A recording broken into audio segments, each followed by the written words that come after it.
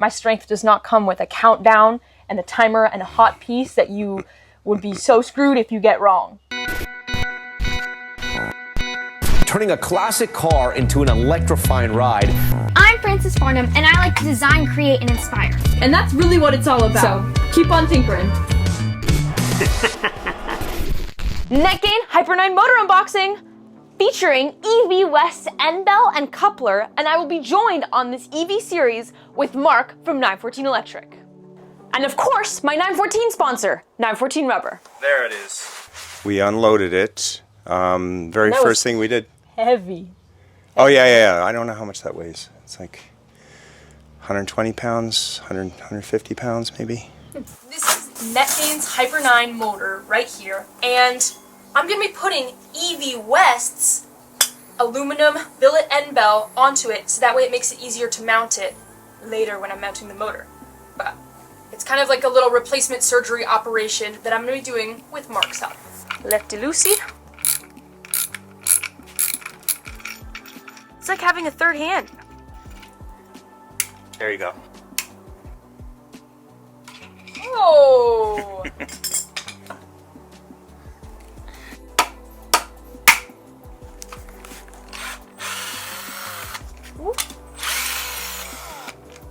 Okay. The encoder basically translates the rotation of the motor to the controller. They communicate.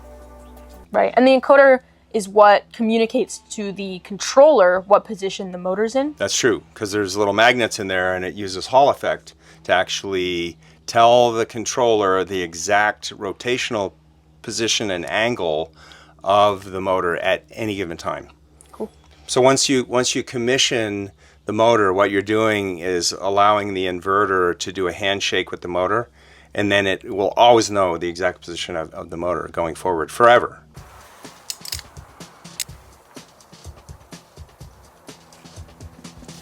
Now we're going to be taking off the end bell, and it's attached with these 6 5mm bolts.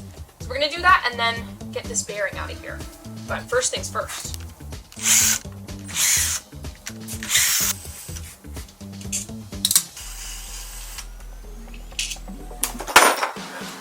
What we're doing on here, we have the bearing puller broken out, and this is going to help pull off the entire end bell piece, and then we're going to press the bearing out.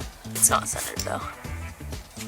I have the center of the puller tool centered on the bearing, and these two are both at equal height, so it's just kind of going to pull off the end bell and the bearing together little by little.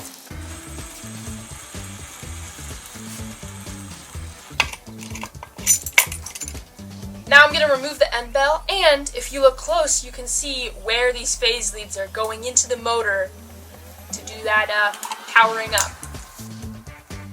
Alright, now I'm going to take this dust shield out.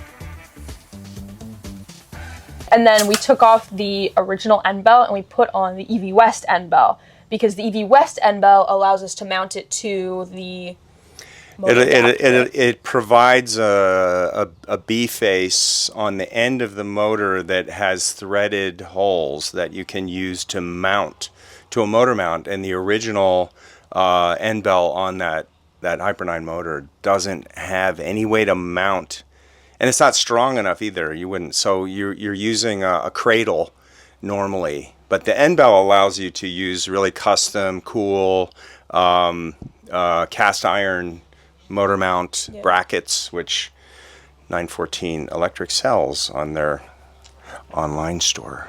Wait, so both your cars, the Pork Chop and the Phoenix, they both have the cradles, right? My first 914 has an AC50, which comes with threaded holes on the B face to allow you to mount. So that's already built in. Right. So the Phoenix, that has the cradle. The Phoenix has the cradle, right? Okay. So I've never. And NetGain, that's a NetGain thing. They have the cradle there, so you could go with either way. If you want the cool 914 Electric one or the cool NetGain one. Now we need to get out this bearing. So given that your bearing doesn't just fall out the first time, little trick with just a mallet and a socket. Just take your socket, make sure you're not pressing on the inner race, but just carefully tap it out and it'll come right out. I'm going to be dusting off my torching skills here, and heating up the edges of the end bell here on the inside so that way it can expand and I can put in this bearing from this side, and maybe I'll tap it in if it needs some coaxing, and then I'm going to hit it with some compressed air so that way it's not hot on the bearing.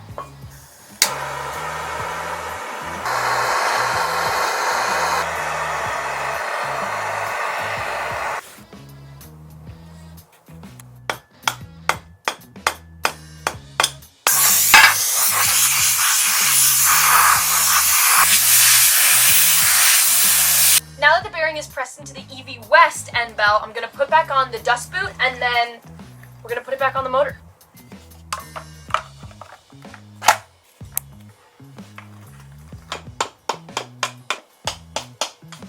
When you put the end bell on, the bearing may actually raise up a little bit again, and you just tap it back down, get it flush, get it good, and you're good. All right, this thermistor here tells the temperature of the motor to the controller. Suggestion from Mark: we're going to put a little bit of bearing grease on the inside of where the phase leads come out on the block here, just because they're a tight fit. Now we're going to use the bolts to pull them through and reseat the phase leads into the block.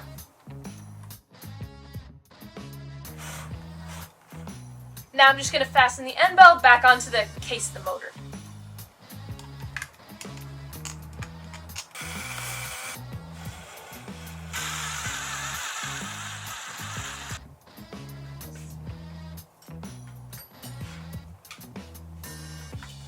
Now I'm going to torque these down a little bit by hand. Alright, so I'm pulling these phase leads through the phase lead block, so that way they seat and I can get the collar on them.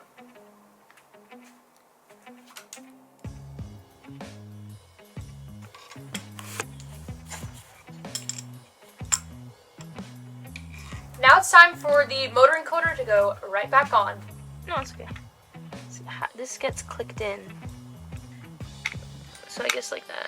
This is the EV West motor coupler and its key, and then we also have the Hyper 9 spacer ring. This is important so that way the clutch assembly fits on the right spot. But first up, this key, sometimes when they're brand new, they don't fit perfectly into this slot here.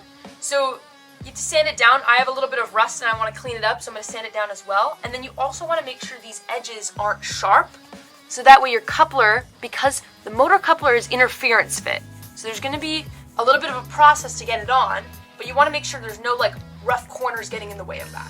Now I'm going to do a test fit of this key onto the motor shaft keyway to make sure that it fits, and also make sure that the chamfered edges are facing out. Now I'm just going to be going in with some fine grit sandpaper to make sure everything is nice and silky smooth and they all mate together really well. So the motor shaft, the actual inside of the coupler, and the spacer. This spacer ring is very specific to the Hyper 9. It goes on the motor shaft here and makes sure that the flywheel and clutch assembly are in perfect alignment. To aid the coupler on its journey onto the shaft, I'm going to put just a little bit of grease onto it, just a thin film. Some grease on the key as well, because this has an edge that the coupler needs to get over. Now that the motor shaft and key are all prepared, it's time to heat up the coupler, which is interference fit. So that means it needs to be hot and expand a little bit to fit onto the shaft, and then it'll cool and tighten on. The goal is to get this to 600 degrees. So as per Mark's EV conversion guide, that's what we're gonna do. That smoke is just burning off all the extra oil from the manufacturer there. Alright, I'm using a laser thermometer to make sure that it is 600 degrees as per Mark's EV conversion guide. And once it hits 600, then it's time to put it on.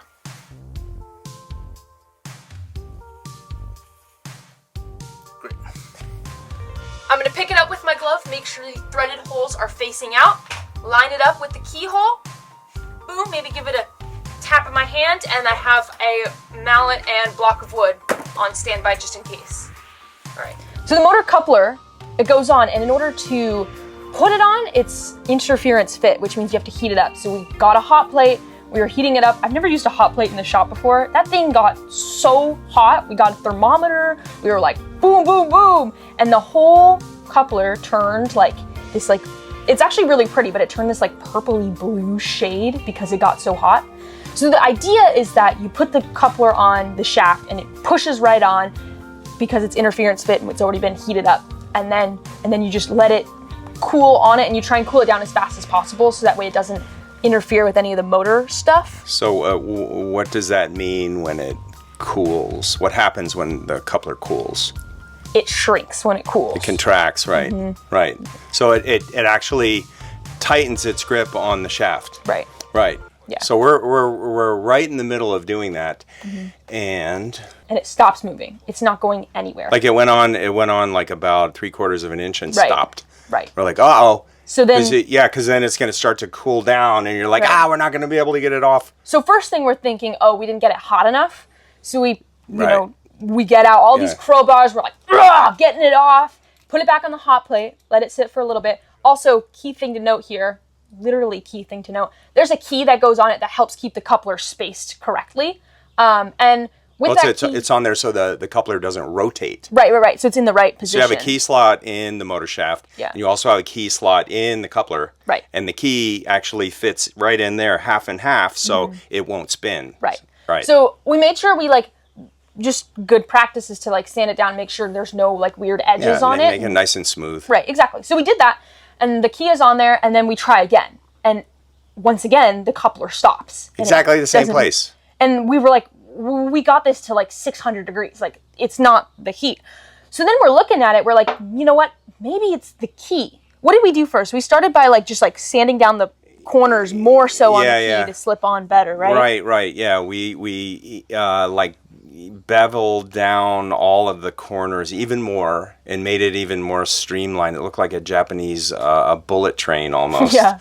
Right? And then we tried to put it on again, and it did the same thing. Yeah. So at this point we have tiniest smear of grease on it, and you can see exactly where the grease stops. There was a line, and it was right where the key gets to its full height. So now I'm thinking, is this key too tall? What's going on here? Right? Yeah, and then and that was actually, there was no other conclusion. See the hole? Turn the hole to the key. Okay, that's it. Good, you can hear that it's seated. Now it's time for the wet rags. It wasn't the coupler. It wasn't the motor. It was the key. Yeah. I'm putting on these wet rags so that way it'll cool down and not heat up the motor shaft bearing.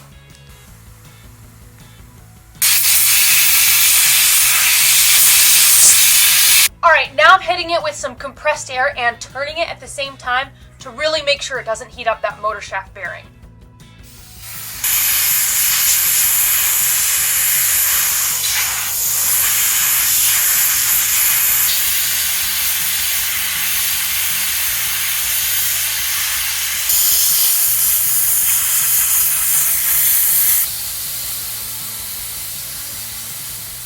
You just saw us finally push on the motor coupler, and it took us 3 tries because the key was just slightly too tall. So we had to pull it off and heat it up again, and we ground the key down, and it was perfect.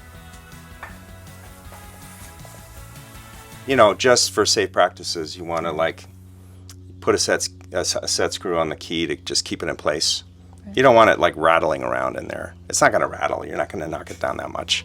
Put just a drop of Loctite on this Allen set screw. That's in there. I think that day went as planned. I think the project, we always know there's going to be setbacks. There's going to be little things that slow us down here or there. And I was nervous about that too. So I think it went as good as it possibly could have. Except for it not fitting. So all in all, I ended pretty happy.